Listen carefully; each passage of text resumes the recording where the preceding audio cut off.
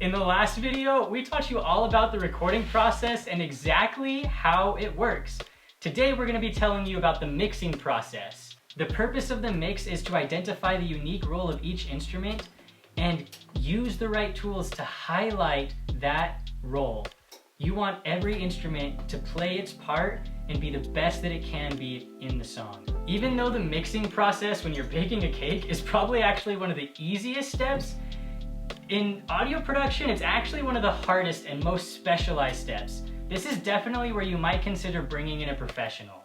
But quick disclaimer, if you are not happy with the ingredients of your cake, do not start mixing them together. Same with the mix in your song. If you aren't happy with all of the takes, it doesn't sound clean and crisp, do not send it to a mix engineer.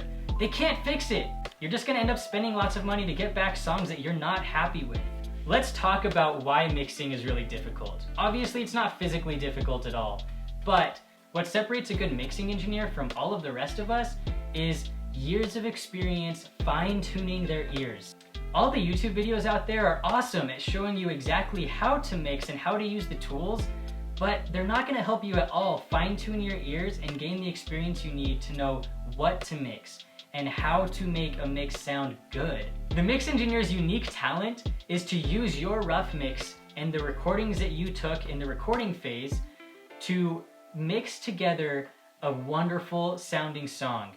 They'll be able to hear exactly the role that each instrument plays in the song and fine-tune that instrument to perform the best that it can for that specific role. If you do want to mix your own songs, I actually do encourage that you start now. Start YouTubing it and research how to mix your songs, how to use EQ, compression, gates, etc.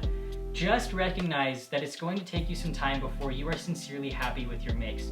And one way you can accelerate that process is start working with a professional now.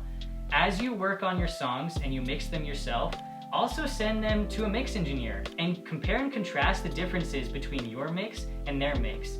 If you're lucky enough to find a patient and truly helpful and caring mix engineer, they'll even be able to give you some tips as to what they did versus what you did in your mixes. We're going to be talking about mastering in the next video. Follow us there.